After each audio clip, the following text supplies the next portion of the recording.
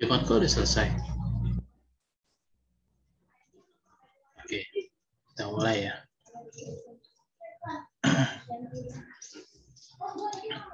Screenshot.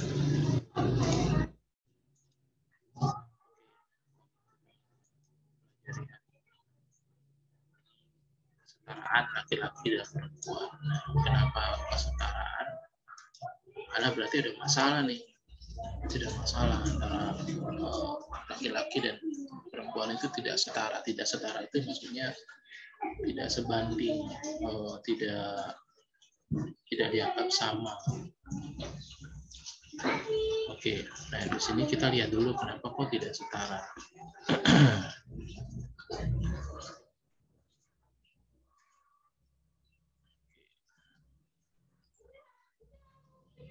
Lalu sebelum ini sebenarnya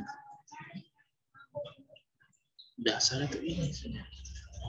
Dasarnya itu ini. Oke, dari sini.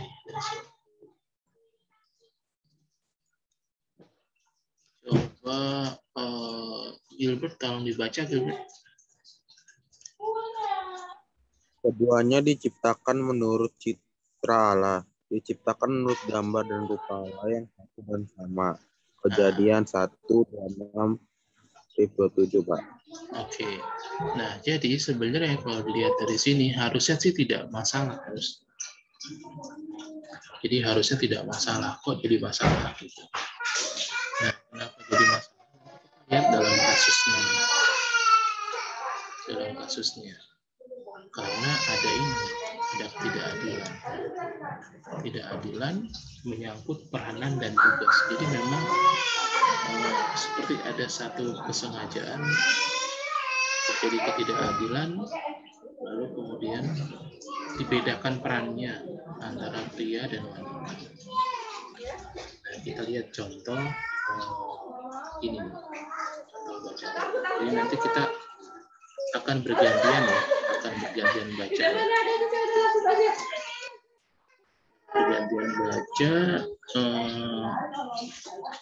Silakan yang pertama Monica, silakan baca satu kalimat.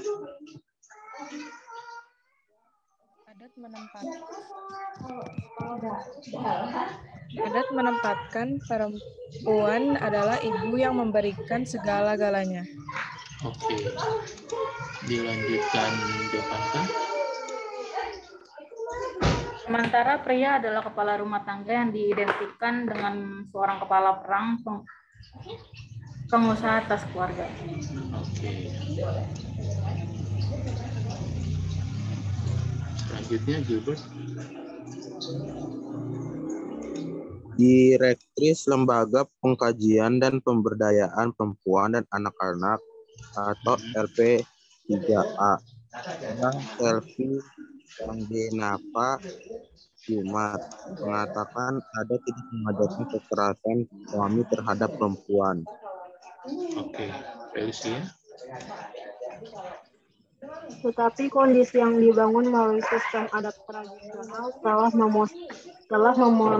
memosisikan perempuan di bawah tekanan dan kekerasan suami. Oke, kembali dari awal ya. Silakan. Siapa tadi? Saya, Pak. Sebagai perempuan yang hidup dalam sistem adat masyarakat tentu harus pasrah, tabah dan sabar atas setiap situasi di dalam keluarga, termasuk menerima semua bentuk kekerasan dan kekejaman suami terhadap istri dan anak-anak di dalam keluarga. Oke. Kita udah lihat ya ketidakadilannya ya. Terus? Sikap seperti ini dinilai adat sebagai sikap perempuan yang beretika, tahu diri, menghormati adat, membawa rezeki, dan melahirkan keturunan yang beruntung. Nah, diperlakukan tidak baik, tapi dinilai menghormati adat, membawa rezeki, dan melahirkan keturunan yang beruntung. Oke, lanjut. Silakan.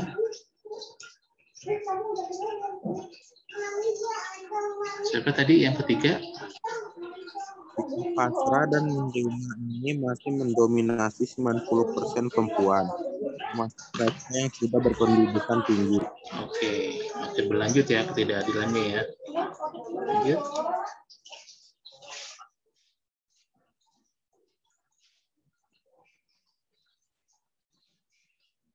Felicia?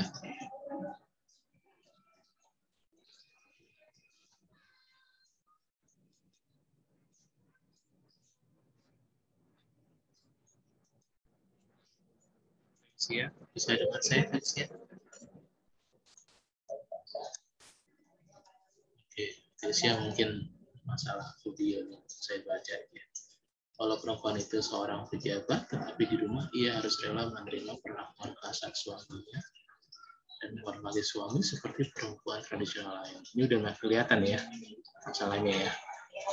Oke, lanjut, Monica. Hampir semua perempuan dalam keluarga memiliki semacam perasaan wajib menerima kekerasan dari suami dan keluarga suami. Oke, lanjut, Mangga. Sikap ini diturunkan dari generasi ke generasi melalui sosialisasi ibu kepada putrinya. Oke, jadi makin parah ya situasinya ya. Oke, Gilbert. Saat kecil, ibu sudah mengajarkan bagaimana bersikap sopan terhadap saudara laki-laki dan menjelang dewasa perempuan dari pengertian mengenai sikap sopan terhadap suami. Oke, Felicia, apakah sudah bisa nyambung? Iya, Pak. Silakan dibaca. Tetapi pria jarang diajarkan sikap sopan terhadap perempuan di rumah. Oke, kelihatan ya masalahnya ya. Oke, Monica. Salah satu penyebab terpenting sikap pasrah istri terhadap suami adalah mas kawin. Oke. Oke. Iya, oke. Ini biang masalahnya nih. Oke, lanjut Jovanka.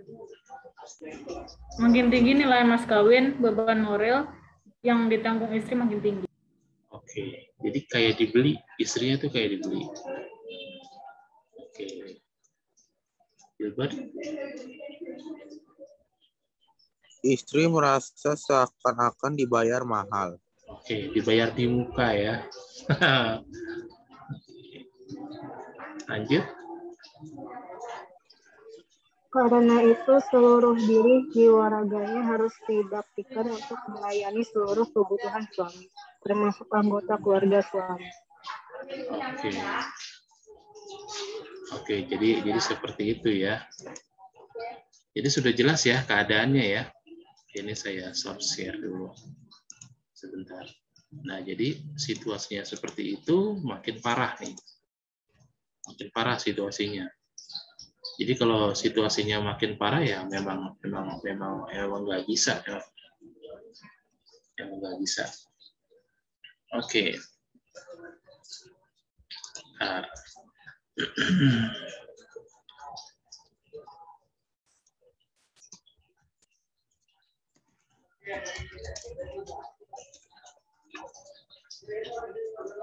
Oke, lanjut ya. Nah, dengan situasi yang separah itu, menurut kamu permasalahannya itu apa? Kenapa kok jadi ada tidak adil? Ada yang bisa mengidentifikasi nggak permasalahannya itu apa? Kalau saya sih lihat ada tiga permasalahan. Menurut kamu masalahnya apa?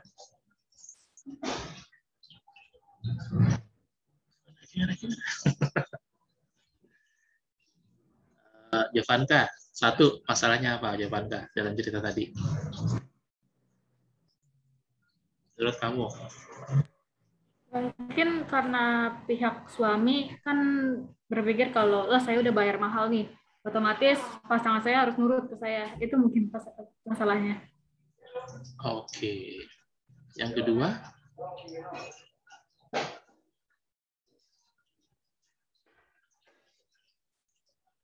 Yang kedua, Monica?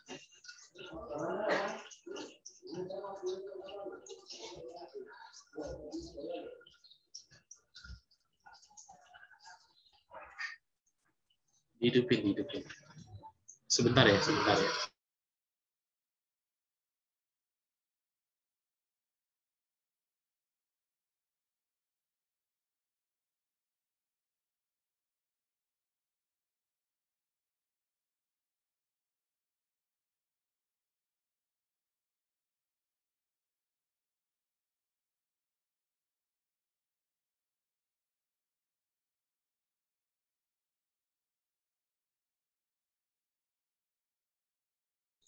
Tadi Monica gimana? Yang kedua?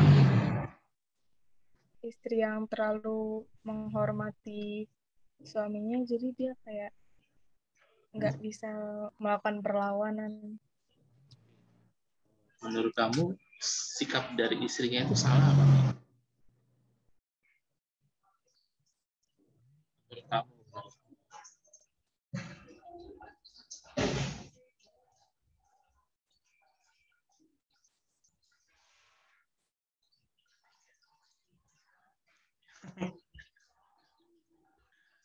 Salah apa enggak? Bingung ya? Dihidupin, itunya Maika dihidupin.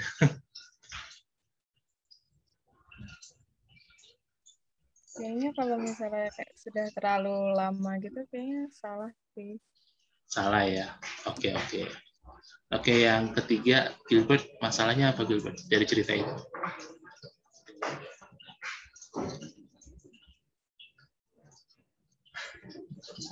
Kurang tahu, Pak. Membingungkan ya. Felicia, kira-kira masalahnya apa Felicia? Suami merasa lebih superior daripada istri. Itu baik apa enggak? Enggak. Enggak baik ya. Oke, jadi jelas ya.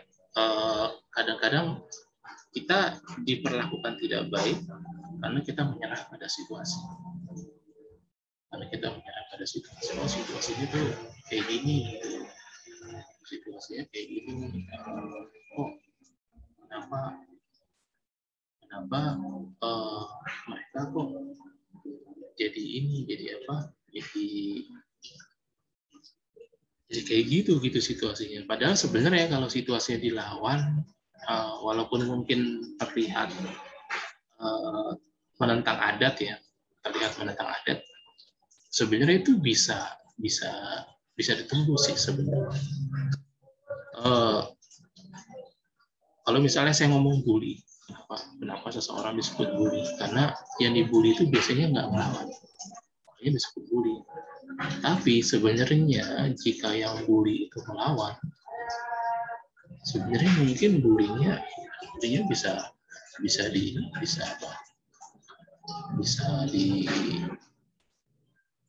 disingkirkan ya. Perlakuan tidak baik terus melawan itu bisa diubah lah situasinya.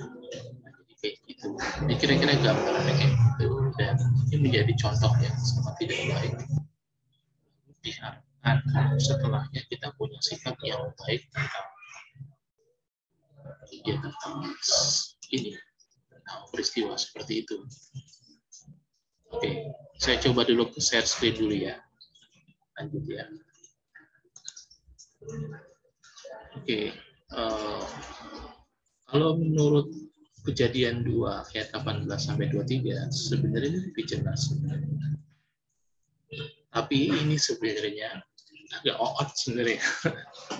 Tapi ini sorry, maksudnya saya mengkritisi aja. Agak oot karena ini sebenarnya menjelaskan tentang bagaimana laki-laki, bagaimana perempuan. Tapi dalam prakteknya kita nggak tahu juga sih. Oke, 18, 19, 20, 21, 22. Oke, sorry ya, saya minta kalian baca lagi ya, biar lebih jelas ya. Yang pertama nih, Gilbert silakan baca yang 18, Gilbert. Tuhan berfirman, tidak baik kalau manusia itu seorang diri saja. Aku menjadikan penolong baginya yang sepadan dengan dia. Oke, hati-hati dengan kata ini. Hati-hati, maksudnya kita mengkritisi, mencoba lebih kritis saja. Bahwa kamu hadir bukan sebagai apa ya, kalau penolong tuh harusnya saling tolong lah intinya gitu, tapi yang terjadi tidak kayak gitu. Oke, kita lanjut dulu. 19, Felicia silakan. Lalu Tuhan Allah membentuk dari tanah segala binatang hutan dan segala burung di udara. Dibawanya lah sumpah pada manusia itu untuk melihat bagaimana ia menamainya. yang seperti nama yang diberikan manusia itu kepada tiap-tiap makhluk yang hidup. Demikianlah nanti nama makhluk itu. Oke, ini ya, saya mau ngebahas sedikit. Bayangkan kamu tidak bernama. Karena kamu tidak bernama, kamu menjadi lebih bebas. Tapi kamu menjadi lebih bingung karena kamu nggak tahu namanya siapa. Kamu mau menegur seseorang baru.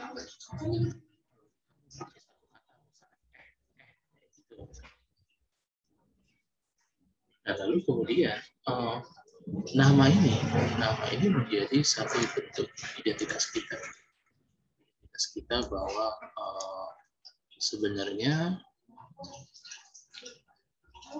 berian nama ini menjadi jati diri kamu. Nah, nanti kita lihat nama kamu ya setelah pemberian nama ini. Oke, nama itu kalau binatang tinggi gede gitu terus dinamain, itu akan menjadi semacam kayak petunjuk, wah ini tuh lebih cocoknya ini gitu. Nah, kalau sekarang kalau ada ilmuwan menemukan planet baru, planet itu dinamain nama dia. Kalau sekarang mungkin itu kejadiannya sama kayak dulu kali. Oke, 20. Jovanka, silakan baca.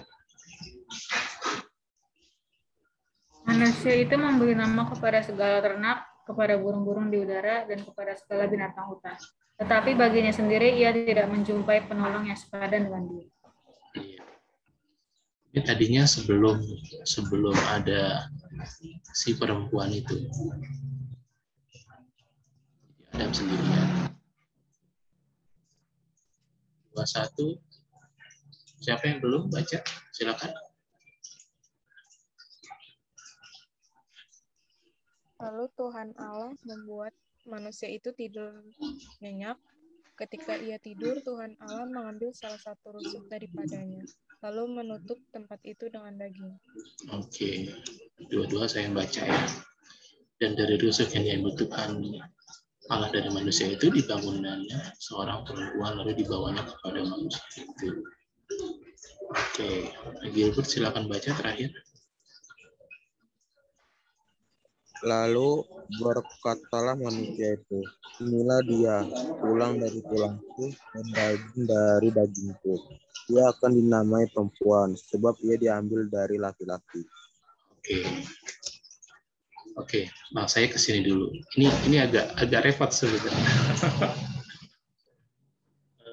Jadi dulu tuh ada bercandaan. Lebih dulu mana telur dengan ayam. Itu bercandaan yang nggak ada jawabannya ya.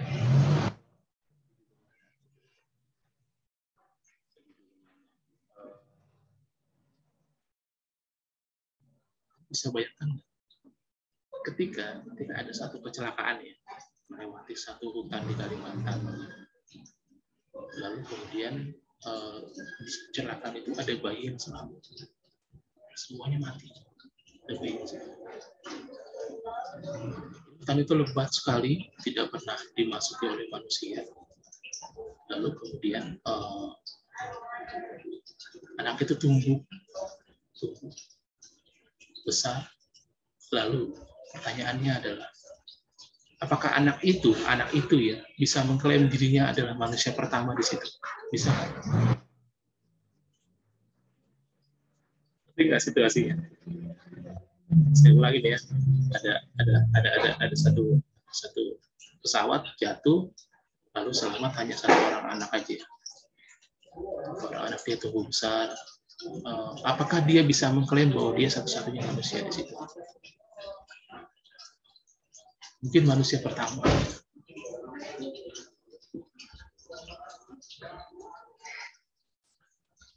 Gimana pendapat kamu, Jovanka? Bisa nggak dia mengklaim bahwa dia manusia pertama di situ? Dia tidak menemukan manusia lain.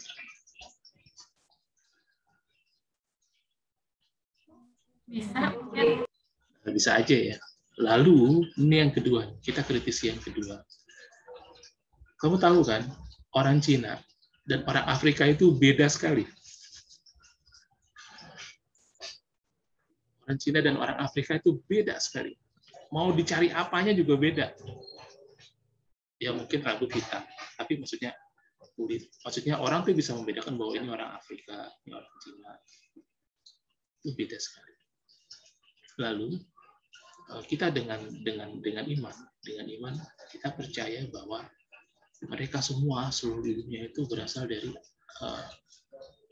manusia bernama Adam. Jadi sebenarnya di sini kita sepertinya itu kesannya bahwa kita dipaksa untuk percaya bahwa itu Adam. Nah, jadi kayak gitu. Ini ya. Lalu yang ketiga nih, ada nama suku namanya Samawi. Suku Samawi itu adalah suku yang melahirkan 3 agama besar di dunia: Kristen, Islam, dan Yahudi. Agama Yahudi. Nah, sebenarnya ada banyak sekali agama di luar 3 agama. Ada banyak sekali.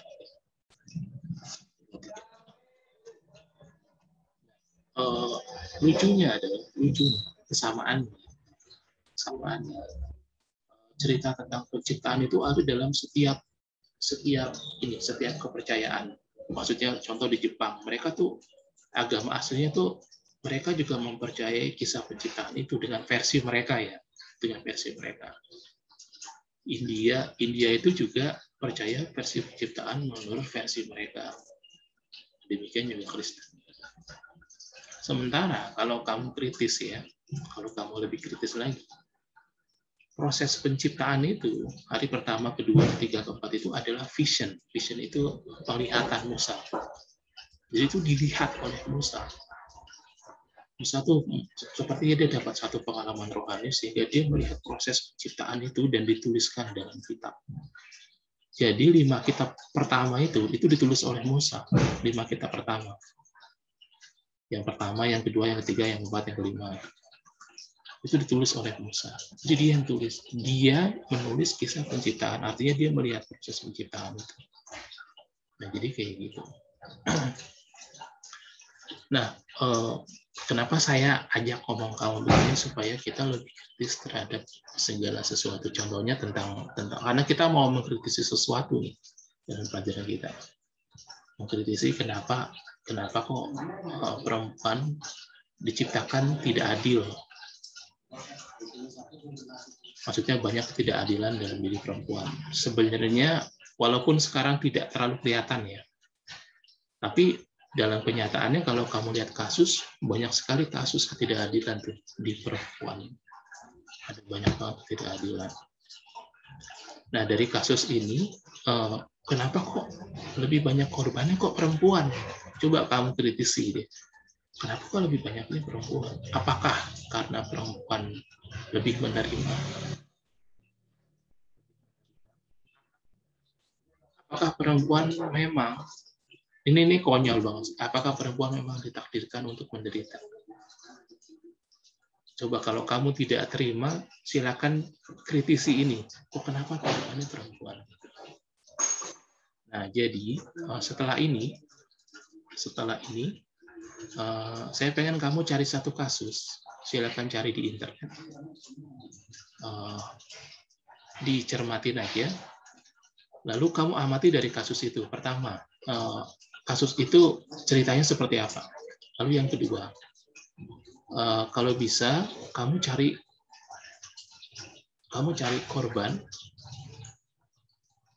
korban kasusnya ini, korban perempuan, biar kamu bisa kritisi. Jadi ceritanya gimana, lalu korbannya seperti apa? Kenapa kok dia disebut korban? Lalu yang ketiga, menurut kamu apa yang bisa kamu lakukan supaya hal ini tidak terjadi lagi? Jadi cari 3 ya. Yang pertama cari kasusnya, yang kedua cari korbannya siapa. Kalau bisa korbannya yang perempuan dalam kasus ini. Nanti kamu akan temukan itu banyak sekali di internet. Lalu yang ketiga, komentar kamu kenapa ini bisa terjadi dan harusnya apa yang harus dilakukan.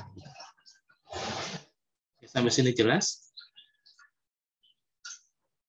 Oke ya, cari 3 itu ya. Oke, setelah ini saya tutup dulu Zoom-nya. Lalu silakan cari, lalu supaya kita tidak terpotong, Mungkin saya akan pakai jam istirahat kamu sehingga nanti kita sampai jam 9.45 aja. Setelah itu kamu boleh istirahat sampai jam 10.20 ya. Oke, cukup fair ya. Oke, setelah ini saya akan tutup, lalu kamu akan cari kasusnya ya. Jangan lupa 3 hal yang tadi saya sebutin. Oke, thank you ya. Silakan mencari. Bye-bye. Terima kasih, Pak. Ya.